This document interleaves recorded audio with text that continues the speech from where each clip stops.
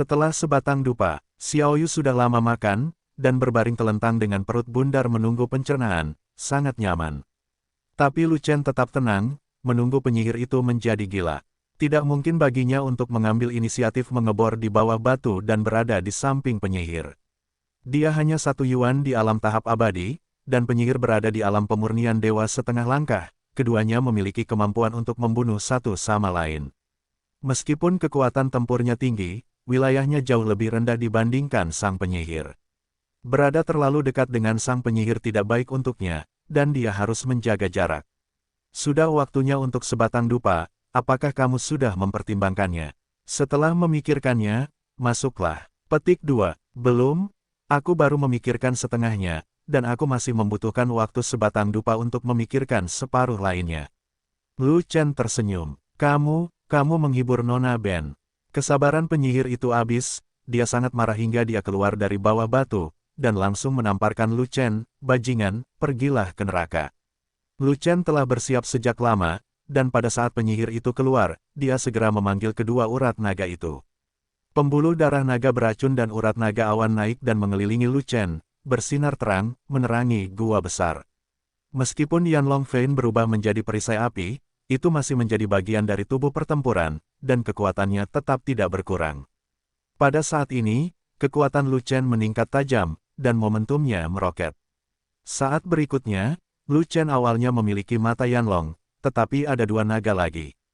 Tangan Tian-Tian, Lu Chen berteriak pelan, mengulurkan tangannya, dan menamparnya dengan telapak tangan, bertemu telapak tangan dengan telapak tangannya. Penglihatan naga, melihat Lu Chen mendukung penglihatan tersebut, penyihir itu terkejut, dan segera menyadari bahwa dia telah meremehkan musuh. Tepat di antara kilat dan batu api, sebelum kedua telapak tangan bertabrakan, reaksi penyihir itu sangat cepat, sebuah pikiran dilepaskan, dan kelainannya langsung muncul. Sebuah bola api muncul entah dari mana di belakang penyihir itu, berguling-guling di kehampaan. Saat bola api muncul, kekuatan sang penyihir tiba-tiba melonjak, dan kekuatan telapak tangannya juga menjadi lebih kuat seketika saat dia memukulnya, dan telapak tangannya menyalakan api yang berkobar, dan dia memukul dengan telapak tangan api yang kuat. Ledakan, kedua telapak tangan bergetar bersamaan, dan terjadilah ledakan, yang membuat seluruh gua bergetar. Kekuatan telapak tangan Lu Chen bahkan lebih kuat. Dia menghancurkan telapak tangan penyihir itu, memadamkan api di telapak tangannya, dan menghancurkan telapak tangan penyihir itu, termasuk seluruh lengannya, menjadi bubuk. Ledakan, lengan penyihir itu hancur dan terlempar ratusan meter jauhnya oleh telapak tangan Lu Chen. Dia menghantam dinding gua dan bangkit kembali ke tanah. Engah, penyihir itu memuntahkan seteguk darah, dan berjuang untuk bangkit dari tanah. Dia jelas bukan lawan Lu Chen, dan dari pukulan tadi, dia tahu bahwa Lu Chen tidak menahan diri, tetapi ingin membunuhnya secara langsung. Oleh karena itu, pertama kali dia bangun, dia lari keluar gua besar, dan lari keluar gua seperti kilat, hanya menyisakan suara pahit.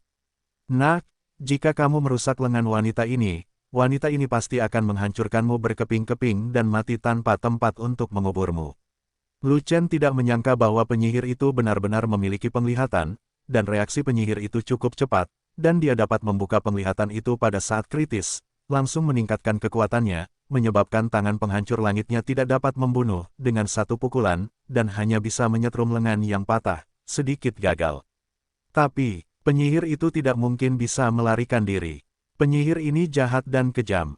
Dia tidak boleh membiarkan harimau itu kembali ke gunung dan meninggalkan masalah. Aku ingin lari, tapi tidak mungkin. Lu Chen hendak mengaktifkan langkah cahaya kekaisaran untuk mengejar dan membunuh penyihir itu, tetapi tiba-tiba menemukan aura menakutkan menyapu ke arahnya, menguncinya dengan erat sehingga dia tidak bisa lagi mengambil langkah maju. Tidak bisakah aku kembali, dan menemukanmu setelah aku membunuh penyihir itu? Lu Chen tahu siapa yang menguncinya tanpa melihat, jadi dia tidak bisa menahan untuk tidak mengutuk. Seekor ular api besar muncul dari balik pohon api dan berenang menuju Lu Chen. Ular berapi itu tingginya 1 kaki dan panjangnya beberapa puluh kaki. Seluruh tubuhnya ditutupi sisik ular berwarna biru. Api biru-biru menyala di sisik ular. Nafas binatang itu sangat menakutkan dan kekuatan binatang itu sangat kuat. Itu adalah ular api skala biru tingkat 10. Ular api bersisik biru menelan surat ular yang menyala-nyala, menatap sepasang pupil vertikal berwarna biru, dan menatap tajam ke arah Lu Chen, seolah-olah Lu Chen telah mengganggu meditasinya, dan menelan Lu Chen hidup-hidup untuk menghilangkan kebenciannya. Mendesis, ular api bersisik biru mendekat, dan tiba-tiba berdiri tegak, kepala ular terangkat tinggi, dan mulut ular terbuka, memperlihatkan amukan api di mulut ular, siap memuntahkan api dan membakar Lu Chen menjadi barbeque. Saat berikutnya, pupil vertikal ular api bersisik biru menyusut, menunjukkan ekspresi ketakutan yang kuat, dan mulut ular yang terbuka tidak bisa lagi menyemburkan api ular yang tebal. Sebab, seekor binatang dewa dengan rambut sebening kristal tiba-tiba muncul di hadapannya. Itu adalah unicorn giok. Keagungan binatang yang dibawa oleh giok unicorn secara langsung melampaui kekuatan binatangnya, membuatnya sedikit kehabisan nafas. Pada saat itu, ia merasa darahnya sendiri tertekan, dan ia merasakan ketakutan yang tak terbatas. Seluruh tubuhnya gemetar, bagaimana ia bisa peduli membunuh orang dengan menghirup api.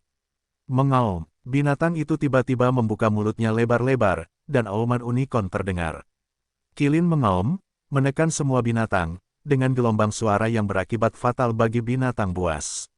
Raungan unicorn keluar, mengguncang tanah dan mengguncang gunung, menyebabkan seluruh gua berguncang hebat, dan pasir serta batu di atas gua berjatuhan, hampir runtuh.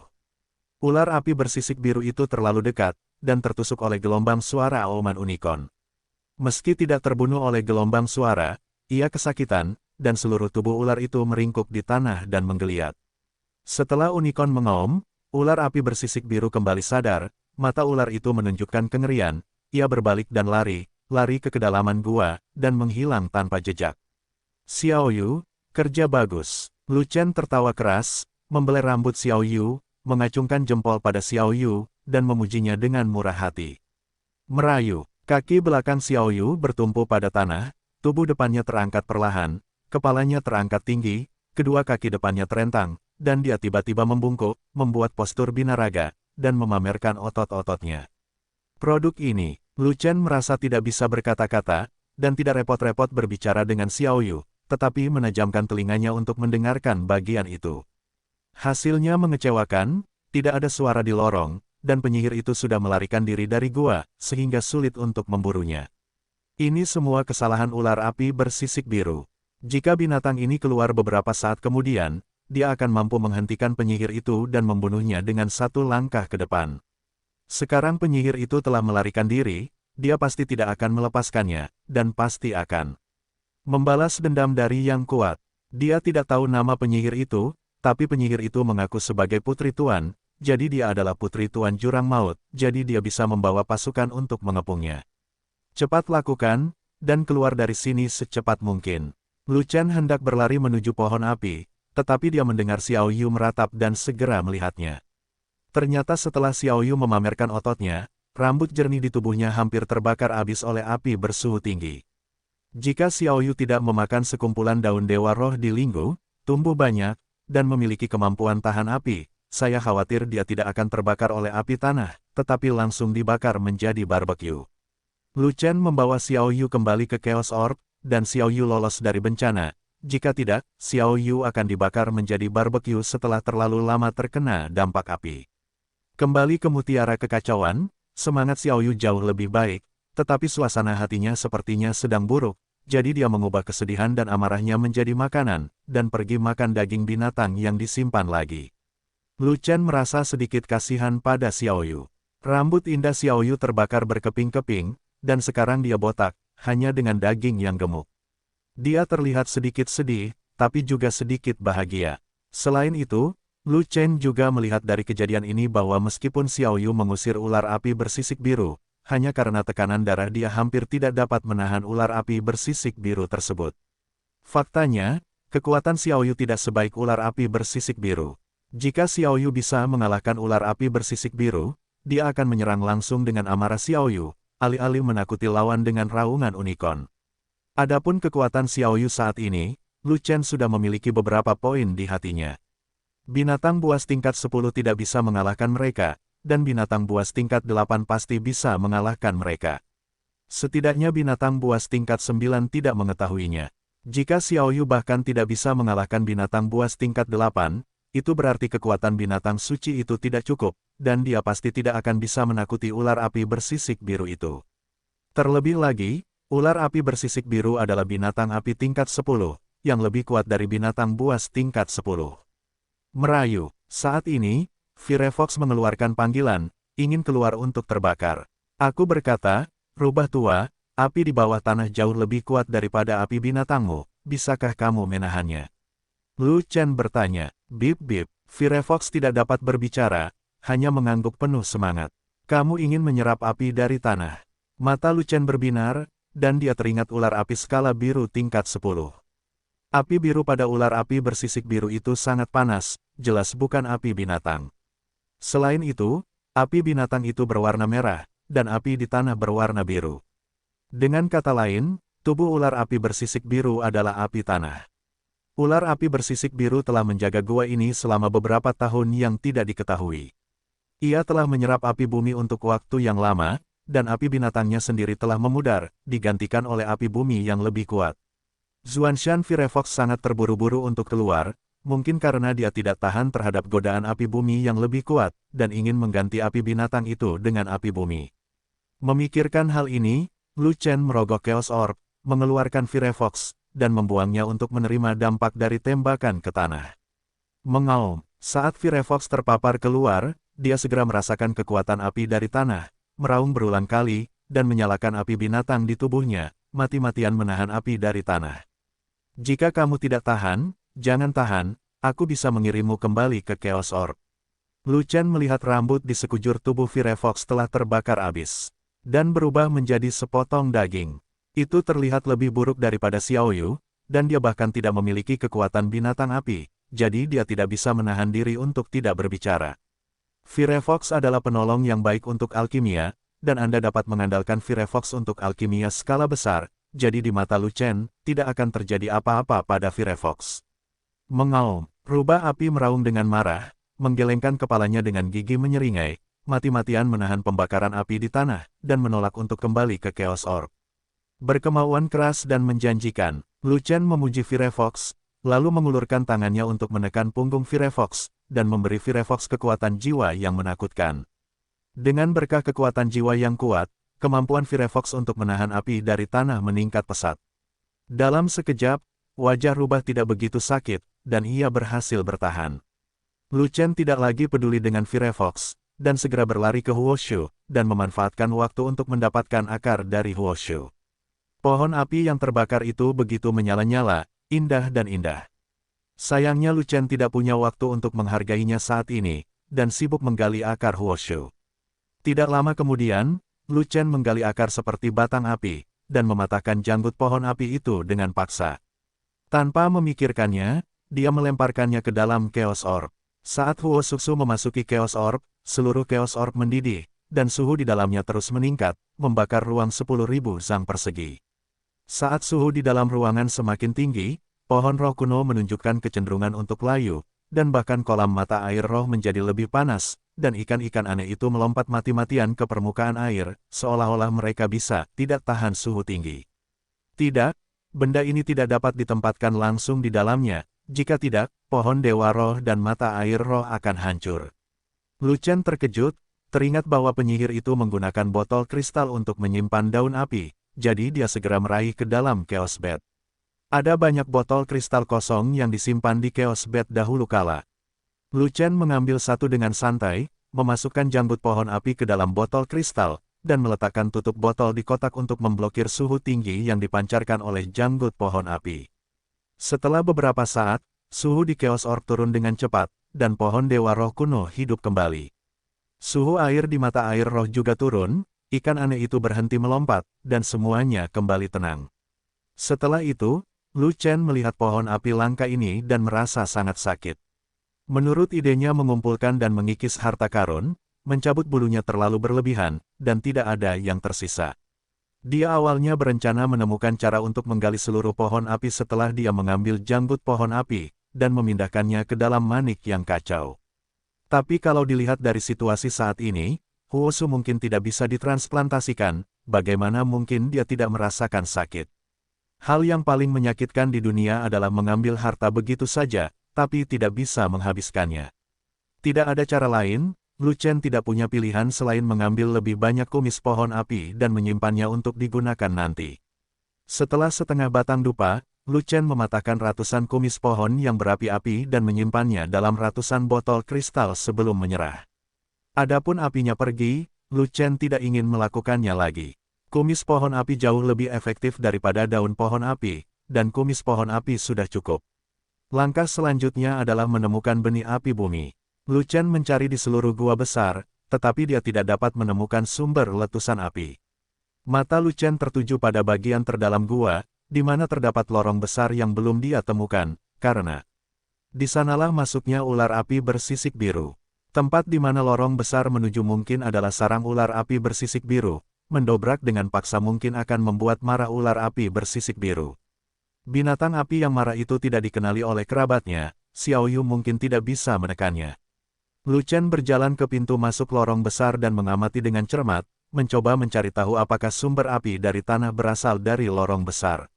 Kalau ia berarti tamat, berarti benih api bumi ada di sarang ular api bersisik biru. Jika kamu ingin merebut Earth Fire Seed, kamu harus menerobos masuk dan bertarung dengan Blue Scarlet Fire Snake. Binatang buas tingkat 10 setara dengan pangkat yang mulia.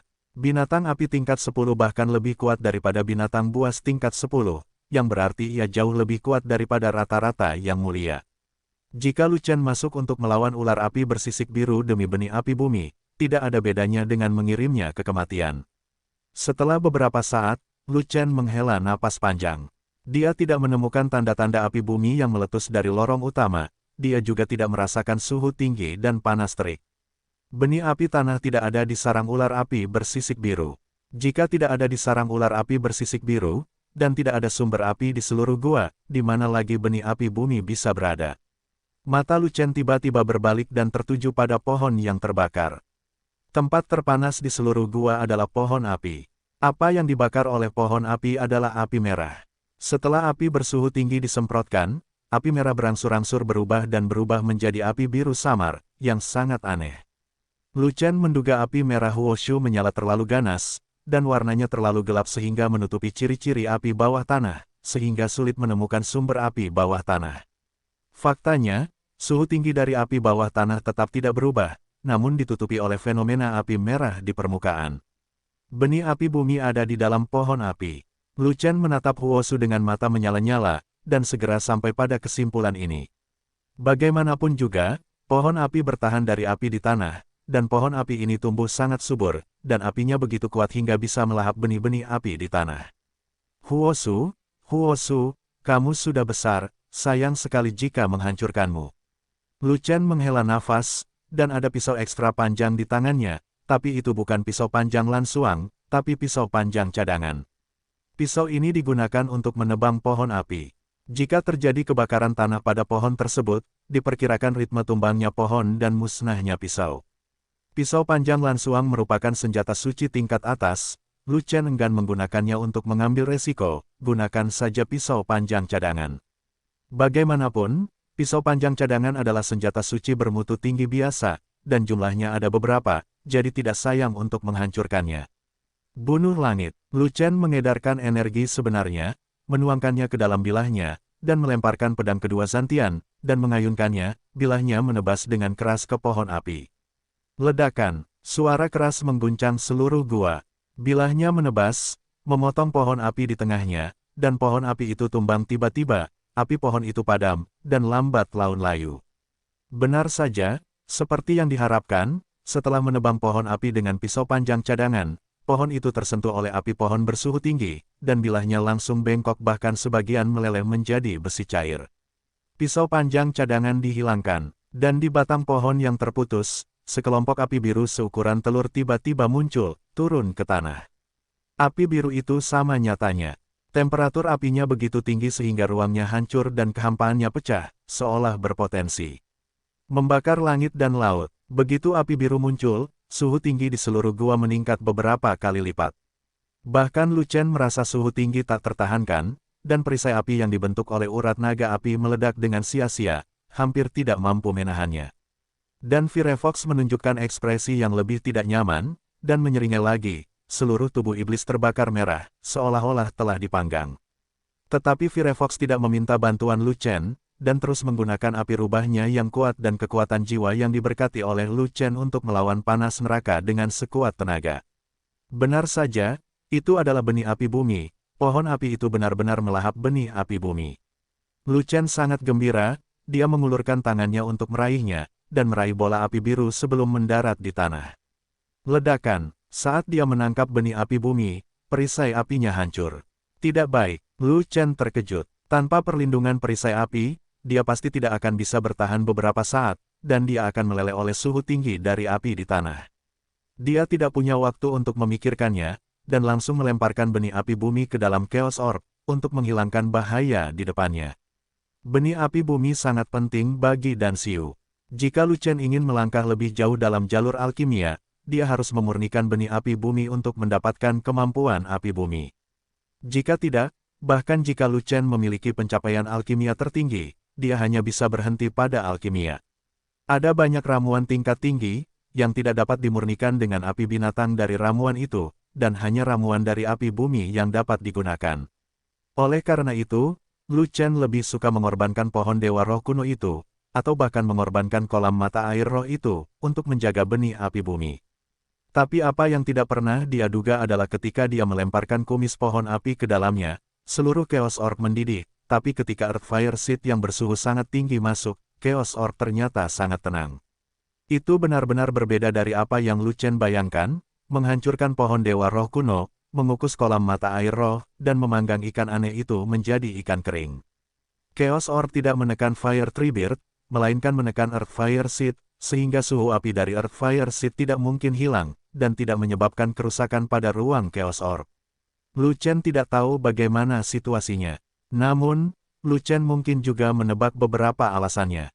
Mungkin kumis pohon api sudah mati, dan Chaos Orb tidak bisa menekannya. Dan benih api bumi memiliki sedikit spiritualitas, dan Chaos Orb dapat menekannya. Saat ini, Lu Chen sangat senang. Tidak peduli apa alasannya, benih api bumi tidak memiliki sifat mematikan di Chaos Orb, jadi itu adalah keuntungan besar. Setelah benih api bawah tanah dikumpulkan di Chaos Orb, pohon api itu benar-benar padam dan layu, dan suhu seluruh gua turun dengan cepat, dan akhirnya kembali normal. Merayu, Firefox datang telanjang, menatap Lu Chen dengan penuh kerinduan, dan menyatakan bahwa dia ingin kembali. Dengan rentangan tangan besar Lu Chen, dia memasukkan Firefox ke dalam Chaos Orb. Firefox kembali ke Chaos Orb, bukannya menyempurnakan alkimia, tetapi mengejar benih api bumi. Karena Earth Fire Seed ditekan oleh Chaos Orb, api bersuhu tinggi tidak dapat dipancarkan, sehingga Firefox dapat dengan mudah menangkapnya. Firefox membuka mulutnya dan menghisap dengan keras benih-benih api bawah tanah, menyedot sisa-sisa api bawah tanah dan menelannya ke dalam perutnya.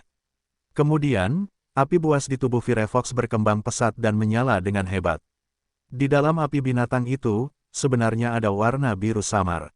Dan Firefox menanggungnya dengan wajah yang menyakitkan, dan terlihat bahwa mereka bekerja keras untuk memurnikan api bumi. Xiaoyu melihat bahwa Firefox sangat menarik, jadi dia berhenti makan daging hewan, tetapi berlari dan berbaring miring untuk menatap Firefox.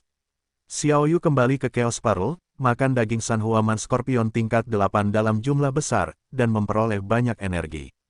Tempat di mana rambut yang terbakar di tubuhnya kembali tumbuh menjadi bulu yang sangat jernih, dan dengan kecepatan yang terlihat dengan mata telanjang, semakin panjang.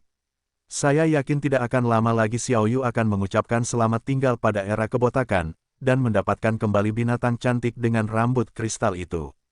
Tapi Firefox sekarang menjadi rubah botak. Entahlah, kapan bulu rubah botak ini akan tumbuh kembali. Haha, selesaikan, akhiri saja. Lu Chen mengangkat kepalanya dan tertawa panjang, puas, siap meninggalkan gua. Namun saat ini, dua aura datang dari luar gua, menekan ke arah gua. Salah satunya adalah nafas familiar dari kondisi pemurnian dewa setengah langkah, itu adalah penyihir yang melarikan diri. Aura lainnya menakutkan, itu adalah aura yang mulia, dan juga sedikit familiar. Setelah berpikir sejenak, Lu berpikir bahwa aura menakutkan yang sedikit familiar itu berasal dari bajingan itu. Raja Iblis Yan Tuo. Saat itu, di kota pertahanan sarang setan, Yan Tuo, iblis terkuat yang selalu ingin membunuhnya, memancarkan aura ini. Ternyata Yan Tuo adalah penguasa jurang neraka, dan penyihir itu adalah putri Yan Tuo. Penyihir itu melarikan diri dengan tangan patah, dan bahkan menyeret ayahnya untuk membalas dendam. Saat ini, memperjuangkan seorang ayah masih merupakan cara yang paling praktis. Pada saat ini, ada pemuka iblis yang menghalangi pintu masuk gua, dan Lu Chen tidak bisa pergi, dan langsung jatuh ke dalam situasi putus asa. Lu Chen memenggal kepala yang mulia. Tapi itu terjadi di altar lembah roh. Klan roh yang terhormat ditekan oleh altar, dan kekuatan tempur serta tubuh fisiknya berkurang, dan dia tidak terpengaruh oleh altar, jadi dia memenggal kepala Angdu dan Ling. Rao Dua yang mulia, sekarang situasi normal, Lu Chen tidak bisa menjadi lawan yang mulia, jaraknya terlalu besar. Jika Anda ingin lepas dari tangan yang mulia, Anda harus mencari cara lain.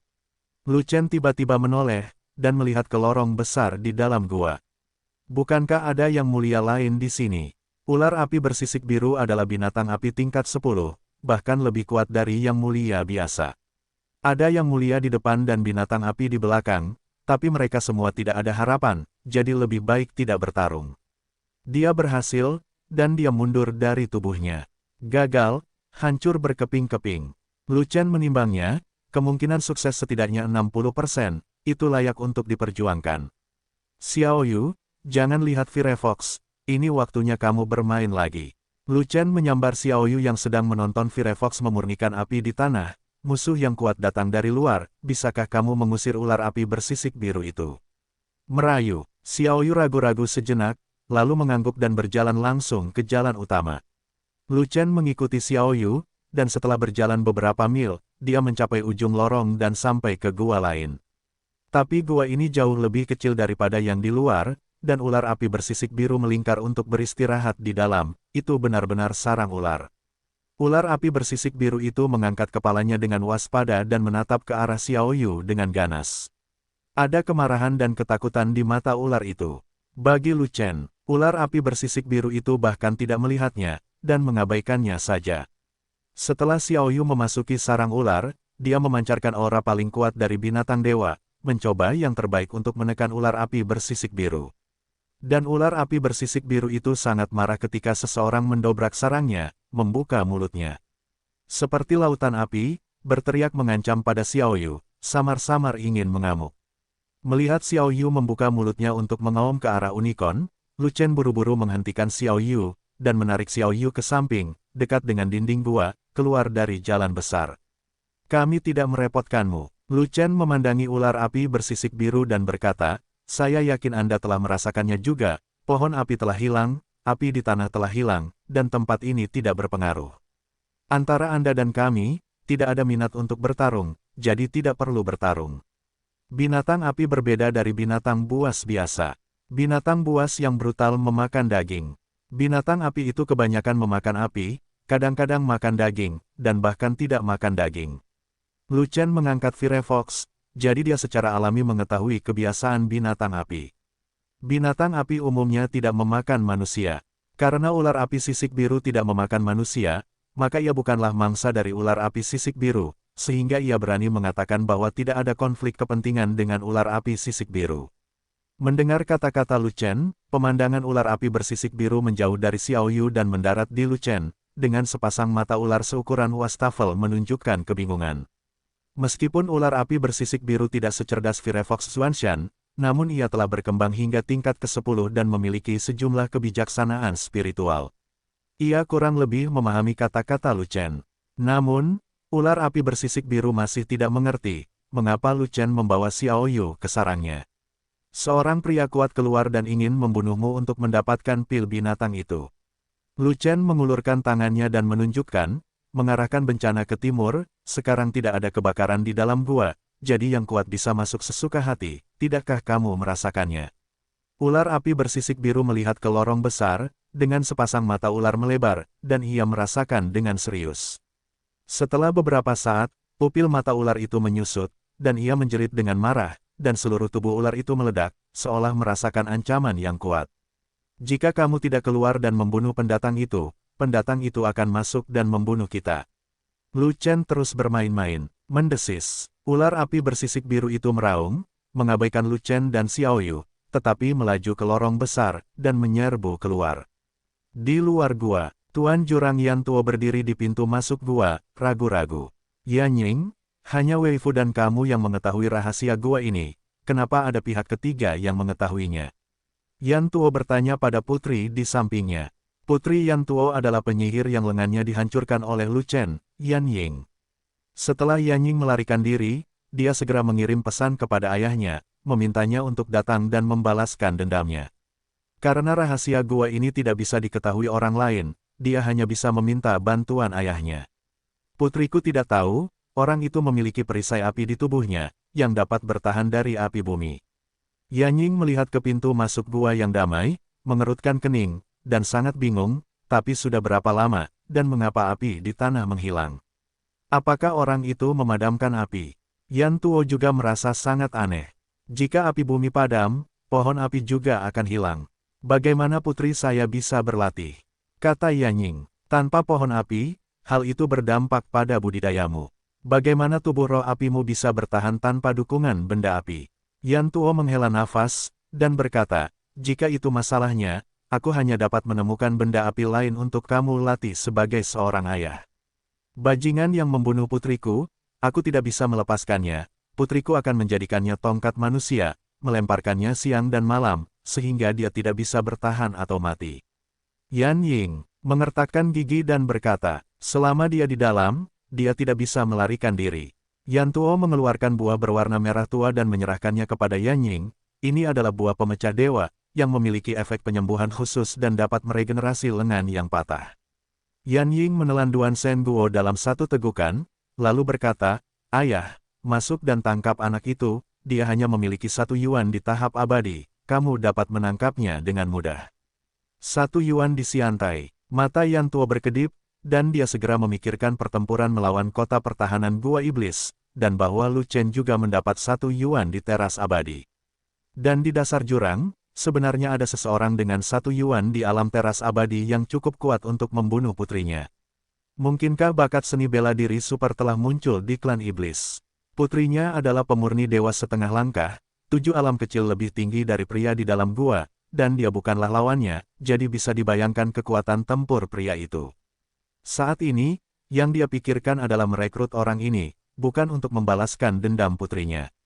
Meskipun putrinya, Biku www.biggex.co, menderita kerugian besar, dia dapat terlahir kembali dengan lengan yang patah, dan dia tidak kehilangan nyawanya, jadi dia tidak perlu membalas dendam.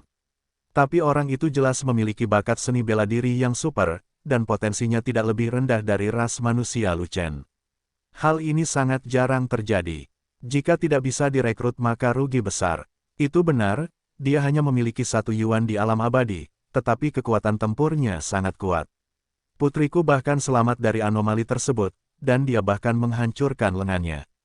Benar-benar keji. Yan Ying tidak tahu apa yang ada dalam pikiran ayahnya, dia masih mengertakkan gigi, dia bisa dengan jelas melihat kebencian yang mendalam terhadap Lu Chen. Putri, jangan terburu-buru, aku akan berbicara dengan orang itu dulu untuk ayahku. Ketika Yan Tuo mengatakan ini, dia sudah mempunyai ide di benaknya. Ayah, jangan buang waktumu hanya untuk berbicara, kamu harus masuk. Yan Ying berkata dengan tidak sabar. Yah, Yan Tuo tersedak, wajahnya menjadi gelap untuk beberapa saat, sedikit malu. Bagaimana kulit Yan Tuo tidak gelap dan memalukan? Meskipun tidak ada api bawah tanah di gua lava, ada ular api skala biru tingkat 10 di dalamnya. Jika Anda terburu-buru masuk dan bertemu dengan ular api bersisik biru, itu akan menjadi pertarungan yang sengit. Binatang api tingkat 10 jauh lebih kuat dari binatang buas biasa tingkat 10. Dia tidak percaya diri dalam melawan monster api tingkat 10. Beraninya dia masuk. Selain itu, saya tidak tahu apakah orang yang melukai Yan Ying masih hidup. Tidak peduli seberapa kuat orang itu, dia akan selalu menjadi 1 yuan di alam teras abadi, dan dia tidak akan pernah menjadi lawan dari binatang api tingkat 10. Mungkin orang itu telah dibunuh oleh ular api bersisik biru. Putriku, kenapa kita tidak tinggal di pintu masuk gua dan menunggu pria itu keluar? Yan Tuo menahan diri untuk waktu yang lama sebelum dia mengucapkan kalimat ini. Jika orang itu tidak keluar, bukankah kita harus menunggu selamanya? Yan Ying berhenti, ayah, apa yang kamu takutkan? Kamu adalah yang mulia, dan bajingan itu ada di alam abadi, jadi kamu bisa menghadapinya dengan mudah. Hei, Menjadi seorang ayah bukanlah berarti takut pada orang itu, tapi tentang rasa takut pada ular itu. Melihat putrinya tidak memahami kebenaran dan kesulitannya, Yan Tuo hanya bisa menghela nafas panjang dan tidak punya pilihan selain mengatakan yang sebenarnya. Ular itu punya aturan, ia tidak akan meninggalkan tempatnya begitu saja, apa yang kamu khawatirkan?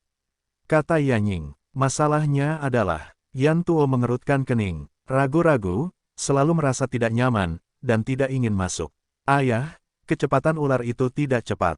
Jika kamu bertemu dengannya di dalam dan tidak ingin melawannya, kamu akan pergi begitu saja, dan dia tidak akan bisa menyusulmu.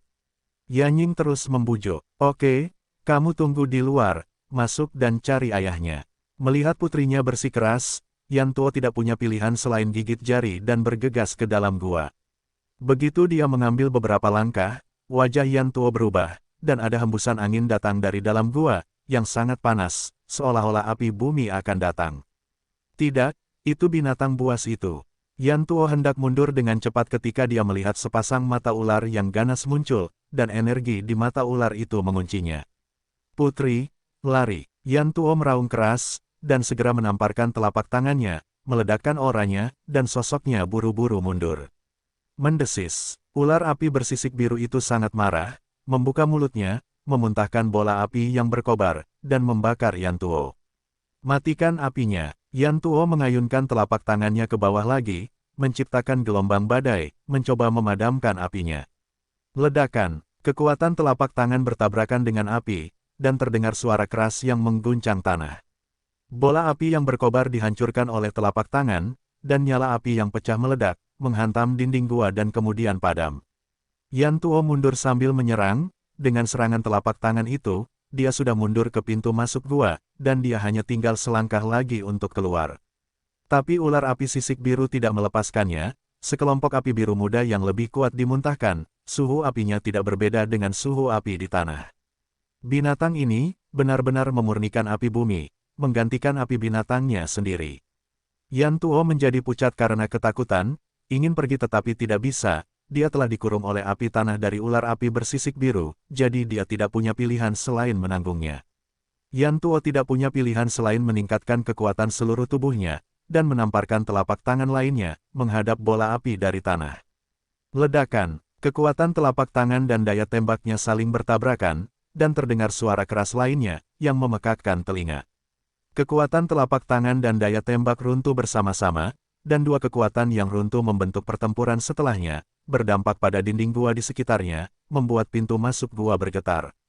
Jika itu adalah gua biasa, itu akan dihancurkan oleh telapak tangan Yan Tuo sebelumnya. Namun gua lava ini sangat istimewa dan keras, bahkan di bawah pengaruh Yan Tuo dan ular api, tidak ada tanda-tanda runtuh. Meski kekuatan ular api yang melekat pada api tanah telah hancur, api tanah yang dimuntahkan tidak padam. Sebaliknya, didorong oleh dampak setelah pertempuran, ia bergegas menuju Yan Tuo dengan kecepatan lebih cepat. Panggilan, api tanah menyerbu melewati Yan Tuo, keluar dari gua, dan menyembur keluar gua, membakar seluruh ruangan hingga berkeping-keping. Tapi Yan Tuo tidak bisa mengelak, jadi dia harus menggunakan seluruh tubuhnya untuk menahan suhu tinggi dari api bumi. Tapi ketika dia diserbu oleh api bumi, pakaian di sekujur tubuhnya berubah menjadi abu. Untungnya, Yan Tuo mengenakan satu set baju besi lunak pertahanan, yang dapat menahan suhu tinggi, dan tidak terbakar oleh tembakan dari darat, yang menyelamatkan wajahnya. Kalau tidak, dia akan telanjang bulat. Betapa memalukannya pemandangan itu jika putrinya melihatnya terbakar abis. Meski begitu, dia berantakan, rambut dan alisnya terbakar, dan dia menjadi setan botak. Jika bukan karena tingkat kultivasinya yang tinggi, yang sebanding dengan ular api bersisik biru, dan hampir tidak tahan terhadap suhu tinggi api bumi, dia pasti sudah lama terbakar menjadi abu oleh api bumi. Membawa api unggun lain kali sudah membuatnya sangat tidak nyaman, dan dia tidak berani membawanya untuk kedua kalinya. Yan Tuo dengan cepat mundur dari pintu masuk gua dan terbang ke udara, mencoba menyingkirkan ular api bersisik biru itu. Binatang api tingkat 10 benar-benar kuat, dan api dari tanah saja sudah terlalu berat baginya. Dia tidak ingin melawan binatang ini lagi. Namun, ular api skala biru menumpahkan kemarahannya pada binatang suci itu, bagaimana dia bisa membiarkannya pergi. Suara mendesing, ular api bersisik biru keluar dari lubang, terbang ke udara, dan mengejar Yan Tuo. Pegang rumputnya, putriku telah memasuki gua berkali-kali, dan binatang itu tidak membuat keributan, ia cukup jinak. Mengapa dewa memasuki gua untuk pertama kalinya, dan ia baru saja melangkah ke pintu masuk gua? Gua? Tapi dia hanya menggigit dewa dan tidak mau melepaskannya. Mungkinkah itu milik perempuan, jatuh cinta dengan dewa, dan ingin menangkap dewa untuk diternakkan? Yan Tuo panik dan berpikir liar, tapi dia tidak berani melawan ular api bersisik biru itu, jadi dia harus mempercepat dan melarikan diri.